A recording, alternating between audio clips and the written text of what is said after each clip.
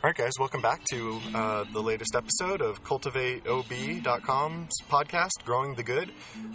We're pleased to be here today with Amanda Plant, the Developing Director and Educational Director at SoCal Parrot, an organization that helps the local parrots, and she'll tell us a lot more about it. I honestly don't know much, so I'm just going to play the fool, I guess, and try to ask some good questions, and hopefully she can educate us about our feathered friends that we all hear and see all the time flying around OB from tree to tree, eating the fruits and nuts and whatever it is. And so welcome to the show, Amanda.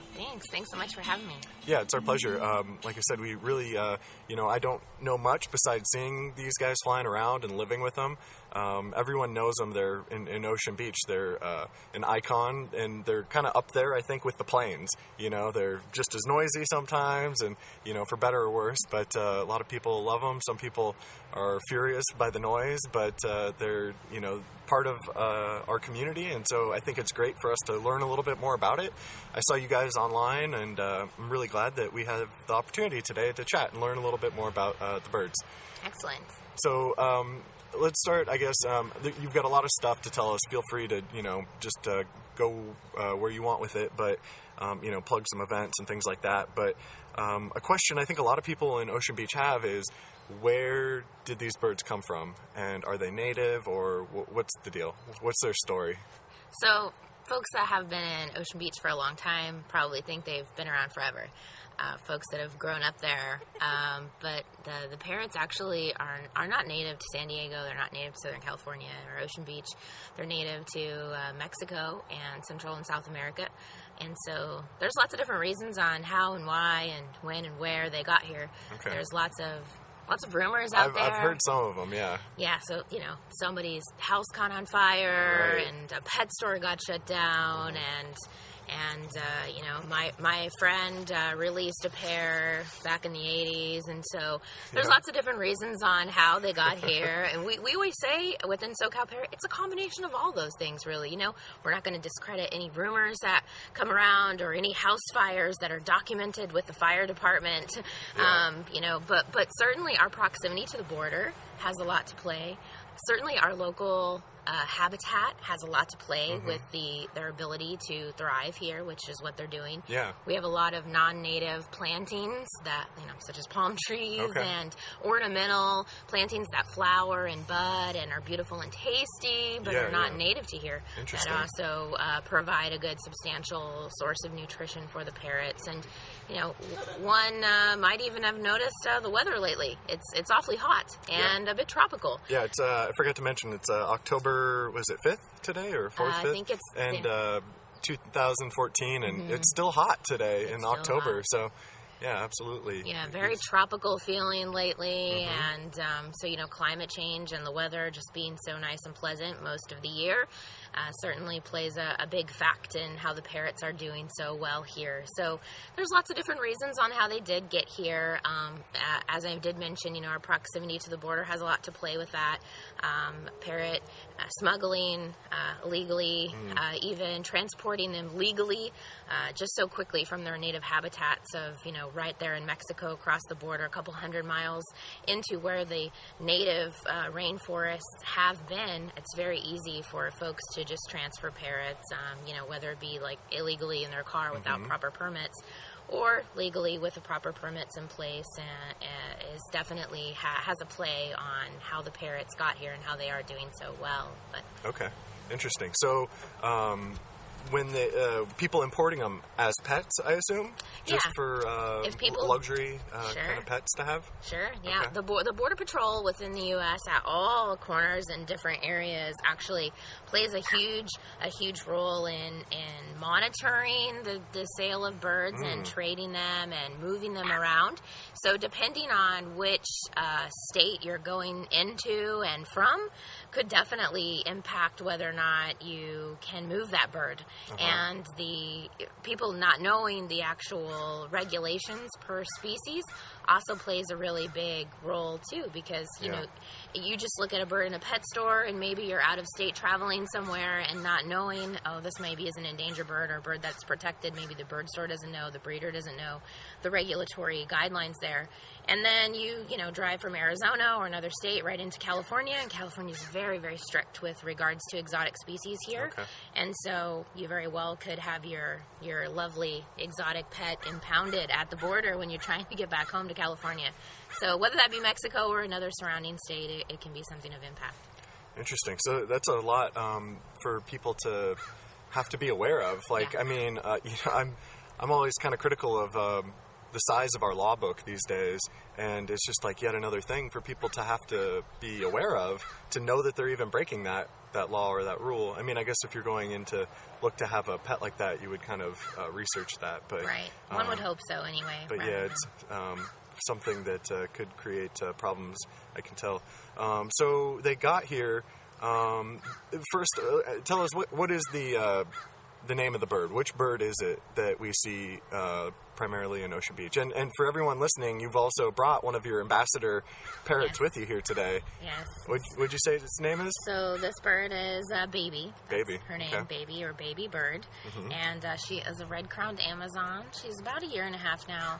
And Baby Bird is again a red-crowned Amazon listed as endangered globally. So this is one of the birds of concern, and this is one of the birds that you can see in Ocean Beach. And notably so, it's a green, mostly green body with red on the head. And I'll take some photos for everyone listening that you can find on the website. Yep. And then, funny enough, though, most of the birds that are wild parrots that you see around are green with some red on them. Yep. So it can be kind of hard to differentiate one from the other because they do look a lot alike. But if you start to look closely, you'll realize that, generally speaking, there are two main species, conures and Amazons, that actually fly free throughout all of Southern California, but especially in Ocean Beach and San Diego. And actually on the SoCal Parrot logo, on the left is a conure species, and on the right is an Amazon species. So you can actually kind of see the difference in the two. One is smaller, has a longer tail, the conures. One is has a stockier body and a shorter tail, and that's the Amazons. And so generally speaking, though, in Ocean Beach, you can see the red-crowned Amazon. You can see lots of different conure species there. So the smaller ones that have maybe a little bit more chattier, more animated, more ornery type personalities than the Amazons, which are a little bit more easygoing and kind of mellow than conures are generally. Those of the Obetians that are kind of into bird watching or have watched them, notably so, you can kind of tell the difference in species after you've seen them long enough. Start to tell a difference. Right. Now, would the different species hang out together? Because one of my questions as well is how everyone sees them flocking together from tree to tree usually. Flying in groups, never alone, from what I've seen. Yeah, so there are mixed flocks, is what they're called. Okay. There are some of those, but generally speaking, the Amazons tend to cohabitate with the Amazons, and then the conures with the conures. I see. Yeah, generally. Okay. That makes sense. And so when I see them going from tree to tree, I assume they're, or from the little bit I read, they're eating the fruits or the nuts of the tree. Yeah. What are some of their favorites? I mean, is it just generically anything they can find, or do they have preferences or anything special? So one of the favorites are magnolia pods, and the little fruiting berries from queen palms. So those orange type berries that come from palms that you see branching off in some times of the year. Yep.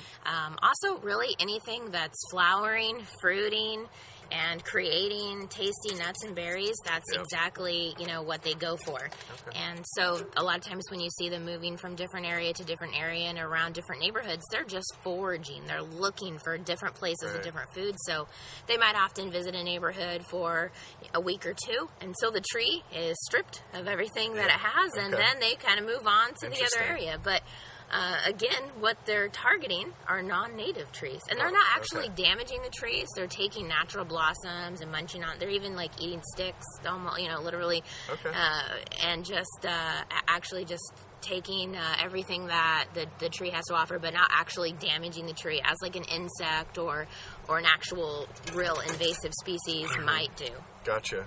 Yeah, so they're just eating the fruit, and the fruit grows back the next season or whenever. Yeah. And that's the same as what people would do. We take the fruits from the trees, and that doesn't hurt anything. Yeah, absolutely. Another thing people in Ocean Beach have said that I've heard is that the parrots are as reliable as the trains, or, the way that they, on schedule, they go from tree to tree. So, maybe it's, maybe they're not eating quite everything off of it, or I don't know how that works, but it's surprising the consistency that they have in their favorite environment of kind of going from one place to another and very true. Hanging out in, one backyard and then moving to another. Do they have any patterns of like either daily migratory or seasonally? Do they move around? You mentioned the weather here has been so nice, but will they leave to follow better weather? So this year generally, and because of the drought that we've been experiencing, has affected all wildlife. Sure. And so we'll just set that first as a statement is, we're seeing different things happening with regard to all species and how they've decided to come into this year. So with their babies and so on. So with regard to parrots and the migratory patterns, we're really at a lack of a lot of information as well. And so there hasn't been a lot of research done on the migratory patterns of the parrots and just in general, like their nesting locations, their behavior. Kimball Garrett, he's one of the curators at the Los Angeles Natural History Museum, has put out a lot of great information and white papers, documentation on these wild parrots. But the information's quite dated now, and the information actually focused more on LA and Riverside counties rather than San Diego. Yeah, so I actually have family in Fullerton who is familiar. They always see the parrots, I think, as well, flying overhead. Yep. So it's not just this part of Southern California. Yep. Interesting. Yeah, and it's important to note, too, we did talk about a few of the different species, but there are actually 13 different species of wild parrots that are thriving, flourishing, and doing really well here in Southern California. Okay. 13 different species. Wow. So yeah, especially those folks that say, hey, my friend released a couple birds back in the 80s. I'm like, well, they released 13 species. Yeah, and they released male and female of each. Because, that plays an important role in how they all got here then and how the flocks are doing so well. Yeah, very interesting. And so, like you said, they, they're not, I don't know how you put it, they're not natively from here, but they are now. Like they're naturalized. Yeah, they're just naturalized, like exactly. So whether they were from here originally, they've made it their home. So now they're kind of here to stay. An interesting point about the migratory thing, I think in one of the articles I read, trying to do a little homework, mentioned actually, I guess, a lack of the data, like you said, and I forget whether they were saying that, thinking about creating like an app or something to track them. I mean, I wonder if it wouldn't work out to, I know there's a lot of passionate people about the birds, even in Ocean Beach, just as a community thing, part of the culture. I wonder if you couldn't even just create like a Facebook group where people say, oh, I see them flying overhead, headed, due west or whatever, just to kind of get a sense of some of the, what do you call it? The direction. SoCal Parrot actually did have a parrot watching finding day a couple weeks back, and so we announced it on Facebook, had everybody participate. We met down at Ocean Beach, had two different shifts, like a morning and afternoon or evening, because that's when the parrots are most moving, and it can be hit and miss at any given day. Yeah. Maybe they're traveling more that day, maybe they're not. So it wasn't a complete failure for the day, but it wasn't. We didn't have repeated sightings being reported on our Facebook, event page. However, as an option to that, we actually have a little survey on our webpage. If you go to our homepage, www.socalparrot.org, right on the homepage there's a little green binocular, and right next to that, you can click on either the binocular or the link, and that will take you to a quick survey. It's literally like what are your cross streets, how many parrots, and which one of these did it look like? Oh, awesome. And so that data is not openly shared with the public, but it helps SoCal Parrot in managing and aggregating all this data of where the parrots are going to, how they're going, how many, and it especially helps us with formulating and establishing our complete release location of where we're going to release our parrots that we have now. Very interesting. So that's a great resource for people to know they can go and contribute to, because they may not have known that's there, but I'm sure a lot of people have thought about it or have the interest in it. A couple things. I want to get to the releases, but also real quick just on the birds themselves. What do we know about their nesting patterns? Is it anything interesting there? Well, the nesting or roosting site of parrots, we don't have a lot of data on that either. Especially, we don't want to, even if we had some specific, exactly like this tree at this time to this time of the year is exactly where 4 different conures nest. We wouldn't want to deliberately give that information out. Oh, right. We have general ideas and we've seen lots of things, but specifically, that's what we're trying to do by our app and by generating survey information is to see where they actually go to. But we've had lots of people report to us, the birds nest in my tree every night. They're on my power line in my backyard every day. Yeah. But that doesn't really tell us exactly where they're nesting. So, you know what? SoCal in general is a very dynamic place to manage and harness all the parrot information. So even though we are SoCal Parrot and we partner with lots of other local organizations, whether it be domestic parrot organizations or wildlife organizations, we've really branched out our network throughout all of Southern California as far as Ventura County to help support these wild parrots and figure out more about them and developing this network of wild parrot people that care and organizations that consider them. So we're always looking to extend the data points that we have. But, the reason for not releasing the data to the public really is because we don't want the parrots to be poached out by someone that might hear this podcast and say, oh, there's $5,000 sitting in that tree. Well, I'm going to go there. So, it's funny you put it that way. I was talking to someone yesterday. It was actually my previous guest. He is somewhat of a bird watcher. He sits out by the San Diego River, and I was flipping through his book a little bit, and we were talking about it. And he related a story to me that someone had shared with him that the green parrots are worth like $1,000 each, and he sees 8 of them flying by and thinks, oh, that's like $8,000 flying by. And I was like, I don't really know what to think of that.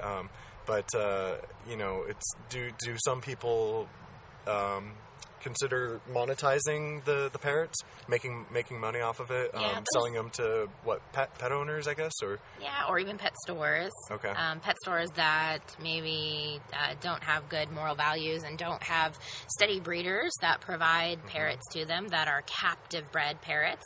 Certainly, capturing parrots from the wild in general is awful and a crime, depending on what species it is. Seems like a crazy concept to me alone. Right. I mean, I was like, how would you even, and then he said a net gun or something crazy. I was like, I can't even imagine what that would look like. But yeah, and having a wild parrot in any capacity as a pet is not the best. Right. And wild animals, just imagine at the simplest level when we do child education programs within SoCal Parrot, I say, well, imagine how it is having a skunk as a pet. Would you have a skunk as a pet? Right. A skunk's a wild animal. Would you have an opossum as a pet? Right. Why not? Oh, because maybe we all perceive it as wildlife. Well, the parrots are the same thing. They're just as wild and they're just as established in our communities. But unfortunately, people do tend to see them as pets and tend to see them as money. And so, but it's an unfortunate thing, when these birds could be very well the last ones of their species living in SoCal, and because they're being, basically like exterminated by human use out of the native habitat. So there's not as many regulations, in Mexico and Central and South America that help to protect these parrots, and the rainforests are being cut down, and so the parrots are facing kind of a bad fate overall. But we hope that Southern Californians and Obetians loving the parrots and caring for the parrots are going to be on the lookout for these type of grimy type of guys that are looking to take the parrots from the trees and so on. So we knew once upon a time there was a pair of nesting macaws, 2 different pairs of macaws, and the rumor mill is that they were eventually captured and sold, probably, but they were, living in the wild. Macaws, can we imagine seeing like thousands of macaws flying free in San Diego? That would be incredible. But people that are money hungry see, $5-10 grand on a macaw, and they put forth the effort to go capture that bird to make bank off of the bird, unfortunately. Gosh, that's terrible. Yes, I can understand the sensitivity around, like you said, sharing information about their nesting and whatnot. But that you guys are helping to spread awareness, and I know, or hopefully, gather community of people, because there's, everyone I've talked to has at least some level of interest in the parrots, because they're our neighbors, and I think they definitely want the best for them. At least most people do. So anytime anyone finds an injured orphan parrot, they can take it to us. Okay. They don't have to make it a pet. We keep them wild. We have other wild ones, youngsters that teach them how to be wild. We have a whole foster flock that have different ailments but are still very much wild. Those guys won't be released, but they actually teach generation to generation the youngsters how to be wild. And so we actually had a person from the Point Loma area relinquish a once wild, only a couple-year-old parrot to us, and they said, I wish we would have known about you a couple years ago.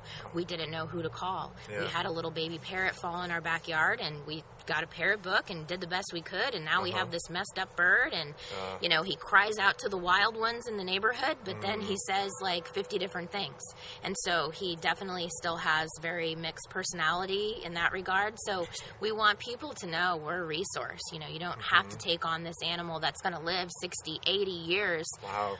They live that long. Yes, be stuck with it. Yeah, so baby parrots are really cute in the beginning, but then they start biting and screaming, and they get older, and they're going to live a long time. Yeah. So you definitely want to call us, because we're getting them right back out in the wild. We're not, keeping them as pets, and unfortunately we do have a few ambassadors where they have certain circumstances and issues where they can't be released, but generally speaking, like a majority of the ones that we have are wild and angry and don't like to be around people, and we get them back out in the trees where they're supposed to be. Beautiful. Yeah, so tell us a little bit more about SoCal Parrot in general and your guys' mission. It says here you do rescues and you protect them, obviously, and help educate people with community events. Just, tell us a little bit more about the organization. So we've been doing the work that we've been doing with regard to rehabbing wild parrots for a long time. We've actually been a formal nonprofit for about 2 years now, and so it's basically a grassroots type of effort, realizing, as any nonprofit is formulating, realizing there's a need in a community. And that's why a nonprofit is formed. That's why lots of other nonprofits exist, and no one else was working to help protect and rehab the parrots. We have lots of great wildlife rehab organizations, and they do a great job rehabbing our native wildlife. But the parrots fall into this weird category of being non-native, being slightly left of not a wild animal, more a appearance of a pet. And so, what we said, no. These parrots are wild, and we need to stand up for them. So our organization was founded. Our great founder, Brooke Durham, had this dream and idea that this is something. This is a big deal, and there are a lot of parrots in Southern California, and no one's doing this. Yeah. How can no one be officially, formally organized as a nonprofit and doing this? Okay. And so we became established, realizing there was a gap, and so we're the ones out there speaking on their behalf. And The good part about it, we're actually realizing there's species in San Diego that we didn't even know are around just because our name's out there. So people are calling us and we're, wow, these parrots are here too? Wow, these parrots live here? So we're actually, by just the general work that we do, we're helping to build upon the knowledge base with regard to the wild parrot species that exists really in San Diego. So it's serving a great purpose for helping us to help the community and helping the community even become more educated. Yeah, absolutely. I'm so glad we connected, and I hope people listening will share this with their friends in Ocean Beach, because you guys haven't been around too long, only 2 years formally. So, I've only been in Ocean Beach for 3 years, but it really, people are looking for this. Like you told a story about someone who didn't know you guys were there to help with the parrot that they found injured in their yard.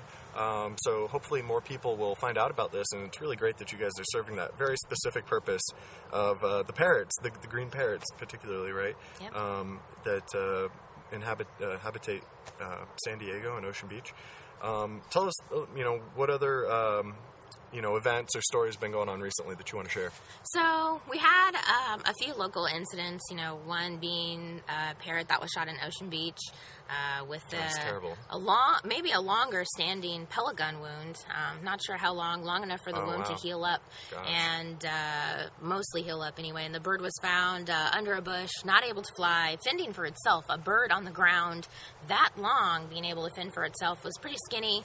And so we've been able to give the bird a life at the sanctuary without being in harm's way every day and fighting for itself. So it's started to put on weight now, and will be a great spokesperson and a good storyteller. And our veterinarian determined it was just way too invasive to go in and cut that BB out. It's lodged in what's referred to as the flight girdle. So the bird, a lot of moving parts and almost the shoulder area of a human. So it would be cutting way too much muscle and tissue that's associated with being able to fly. So it would be way more stress and way more things for the bird to go through. But also just last week we had a bird that was also shot again. Different species, another endangered species though, shot. And that was in Imperial Beach. And so that species specifically isn't very extensive throughout Southern California, or especially San Diego. It's more in the LA area. It's a yellow-headed Amazon. But the species is highly regarded as endangered and protected. But it had 2 different BB guns, 2 different pellet-type material. So there could have been 2 different type of, guns used in the event to try to take down this bird. BB lodged next to the vertebrae in the neck, BB lodged in the chest, and we're looking at surgical options possibly this week to try to recoup the bird. That's just terrible. Yeah. It's really unfortunate and sad. I know it's like, in our American culture, sitting out in the back porch with your BB gun shooting at, pigeons or, annoying birds in the yard, but it really galls me that people would dare shoot at a parrot. I know, like I said, some people, like the planes, hate the noise they make, but these are living animals that live with us, our neighbors, like I said. So it's hopefully people just help share the word and prevent things. I don't know how you prevent things like that from happening besides just spreading the word. Well, a good exemplary city, there are 2 cities actually in southern Texas that have the wild parrots. They mostly have the RedCrowned Amazons. They have a good amount of them, though, like thousands of them, too, same as Southern California. And they've actually been able to put into place local city ordinances that prohibit injury, kill, take, anything of these wild parrots that are endangered. So they've been able to pass local ordinance. So it's something that we're really looking into doing within San Diego, whether it be for Ocean Beach or Imperial Beach, basically the targeting cities where the parrots have been shot at. Yeah. We would love to move forward in putting local ordinances in place to help protect them. Because the biggest thing is, if you consider them the same as pigeons or doves or other annoying creatures because you see them every day and you see them all the time, think twice, because these are endangered species. Right. They're not the same as pigeons and doves that we see all the time, and they're not everywhere else in everyone's backyard in every city of the U.S. Right. So we should feel proud for them and feel honored to have them around. Yeah, and I'm a Luddite. I don't, have any expertise, but I don't think pigeons live a human lifespan, do they? I mean, that's such a crazy thing to recognize. You know, we think of most animals, you know, cats, dogs, only living, you know, they have dog years, right? Sure. Parrots have human years, right? That's right. I mean, they live the same, you know, lifespan as we do, just about. That's right. So they really are special in that, you know, in more than that sense. But that's something definitely for people to think about that might make you think twice or recognize how close we are to these animals. That's right. And the parrots, actually, some species have an intelligence level of a 4-year-old. And wow. So they... That was another question I wanted to ask. Someone wanted me to ask was, how smart are these guys? How intelligent are the birds? Well, they're a lot smarter than a lot of other birds that we see in our local neighborhood. They're highly social creatures. That's why you never see them being alone or flying solo. Mm-hmm. They depend on social connections and interactions and the protection of their family. They have their own vocalizations per flock, and they have their own distinctive names and signatures with regard to how they speak in parrot language, of course, and their squawks and noises that they make. So the birds are highly intelligent creatures. They're again, they're not the same as the pigeons that we see in our local neighborhood. And you know, I do raptor educational programs for another nonprofit in town. So when handling a bird of prey, someone has asked me once, "How smart is this bird? I just seen this raven across the corner here, you know, another ambassador you guys have, and they said that he is intelligent as a 3-year-old or whatever." And I said, well, we're not going to ask this bird of prey to start counting blocks and talk to us. Right. This bird of prey is meant to kill things. This hawk is meant, every part of it is meant to hunt.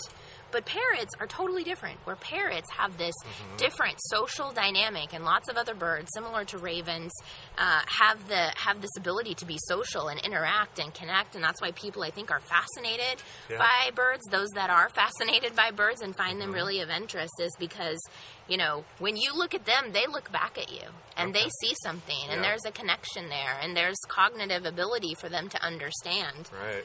You know, they're so smart and so sensitive to changes. Domestic parrots have notably been able to be extremely depressed when their owner passes that they've been with for years and years. And they've, you know, they have mutilation problems sometimes where they pluck their feathers out, or they, you know, dig into their skin because they have so much emotional trauma happening that they can't withstand whatever's happened in their environment. So they're much more complex creatures than the average songbird or neighborhood bird that you might have in your yard. Sure. Wow, that's great to know. How about, you mentioned their vocals? They're obviously, you know, hearing them is one of the first things people do before they see them, is hear them talking to each other, or, you know, even as they're flying overhead, they're communicating, chatting. You say they have their own language, individual names, and all that. What else can you tell us that's interesting about their speech? Well, people often do ask, well, can the bird talk? Can your birds talk? Do they say anything? Can you teach it to say things? Yeah. Will it talk on command? Will it say hello if I say hello? Right. And, well, maybe. But really, what it is mimicry. And so parrots are so smart that imagine if you're a wild parrot, you're part of a flock, and somehow you get disoriented from your flock. Same thing as a person. Say you move to a different city. What do you have to do? You move to California and you're from Canada. You have to learn to wear shorts, maybe. You have to learn how to adjust climate-wise, maybe talk with a different accent to blend in a bit, maybe. That's what you eventually will do. Right. Same thing with parrots. So if they're relocated from one flock to another, they have to kind of cope and adjust and learn the new language and the new lingo, perhaps, of the other parrots. So that's exactly what parrots do when they live with us. They learn our language. They learn to say their name because we're saying, you know, hi Bob, hi Bob, hi Bob. Every day when you walk past the parrot Bob's cage, then he learns to say Bob or hi Bob back. Interesting. So it's all about mimicry. So the parrots are very adaptable and very smart to be able to learn new languages of new flocks.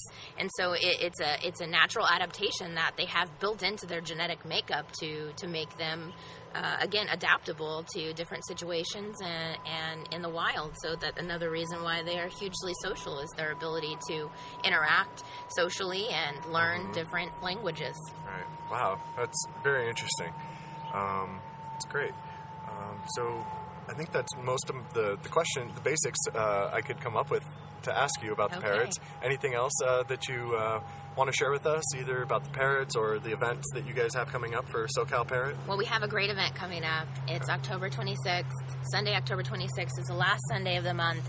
And as a nonprofit, as an organization that cares for these wild parrots, expenses can be costly. And all the care and consideration that we take for the parrots is a feat to overcome. So our annual gala, it's called Picnic with the Parrots. Again, October 26th, all the money that is made from this event goes back into our programs. And it's not just so much about supporting SoCal Parrot. We're making sure that you enjoy your day out. It's our one time a year we actually allow the public to come out to the sanctuary, kind of see behind the scenes what we're doing. You get to go on tours. We have a built-in petting zoo. We have lots of other rescued animals that are farm-type animals that you can interact with. But we also are calling this a celebration of eco-diversity. And so with that, we're having all the other nonprofit organizations that are centered around animals and conservation come out and showcase themselves as kind of a tribute to themselves and establishing themselves in the local community, and then also highlighting the work that they do. So it's a celebratory event for all nature and animal lovers. We're going to have birds of all kinds there, from bigger owls to free-flying macaws, and we're going to have great speakers there that deal with different parrots. The Indonesian Parrot Project helps to save endangered cockatoos in Indonesia. We have the vice president from that organization coming to give a talk about the great work they're doing to save parrots there. Excellent. And then we have our main local avian veterinarian, who's an avian and exotics animal vet, Dr. Cecil from La Mesa's Pet Emergency and Specialty Clinic. He'll be there giving a talk about the preparations that we're doing to release these wild parrots, the health checks, the microchipping, all this fun stuff that we're doing. Yeah. And so it's bound to be a great day. We have tons of educational activities too. The kids get to learn about the differences with different parrot skulls and how they eat and how to make really great foraging things for the parrots, the parrots on our sanctuary. You can take them home to your own parrots. And we're going to be talking about what makes feathers so unique. So it's going to be a really fun event. We're having a blast putting it together for everyone. So. Yeah, it sounds like a ton of great information and speakers and activities. And I love that you get the kids involved early on. Yep. I know they enjoy the parrots. They're such beautiful creatures. It's just amazing how creative and colorful they are. And they're speaking. Their voice and everything. We do ask people buy tickets online before, rather than just showing up. Reservations are required, so you can get our tickets, the tickets from our website. Excellent. And we'll have a link to that on the website for sure with this post. Everybody can go to cultivateob.com to get all the photos and the links, and you can also go to SoCalParrot.org to get your tickets. And if you want to, if you spot a parrot and you want to tell them what direction you saw it heading and what kind of parrot it was, they would really appreciate that, I'm sure. And even if you want to volunteer. Okay, and you're looking for volunteers? Volunteer, awesome. Absolutely. Okay, what kind of things can people volunteer to do? Just donate their time to help with these events, or what? You can actually help the wild parrots directly. Okay. Fresh food, veggies, cutting up fruit, helping us with preparations for the big parrot release. All of our volunteers help out with the sanctuary parrots and the wild parrots. Mm-hmm. Volunteers also help out with our outreach events, doing educational presentations for the community, whether it be a booth or a formal presentation. Mm-hmm. And then we have a parrot rescue team. So the rescue team, they're kind of on call at any time of the day when our phones start ringing with, a parrot shooting has happened, or a parrot is in my backyard and something's wrong with it, it's not flying. So we have parrot rescue / transport volunteers that are also part of our volunteer team. So there's lots of different things, even administratively, for folks to do if they're interested in helping out. Great. One last question. How satisfying is it to release the parrots back into the wild? What kind of experience is that? Well, to release any wild thing back where it's supposed to be is probably one of the most exhilarating things for a person that's an animal or nature lover like myself can experience. I've had the ability to release lots of different types of animals, mainly raptors, back into the local environment, and it's rewarding to know that all the work and all the time that we've put into rehabilitating these wild parrots is going to allow them to be back in the local community where they came from. Wow, that's beautiful. And I guess, in my mind, I'm wondering, you releasing them into neighborhoods, or, there's a lot of green, there's a lot of space in Southern California. Yep. You can get outside of the cities pretty quick, but we're so used to them being indigenous now to our neighborhoods. But does it matter where you release them? I'm sure you guys are thoughtful about it, but is it places where there's people or where there's not people? We're going to pick a location that is not right in the middle of a neighborhood. Uh-huh. We're definitely going to pick a location that's far enough off of a beaten path where it's still close enough to urban activity where it's normal for them. Okay. But we're starting to prepare the flock now to be able to recognize wild vegetation, okay. And we're working on getting them fresh cuttings of different plants and trees, obviously. Great. So we're definitely not going to release them randomly in people's backyards.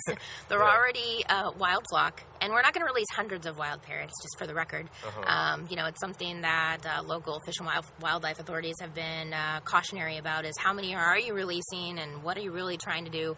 And these are all from the local neighborhoods. They're not, from overly far away, and it's just a smaller number of them.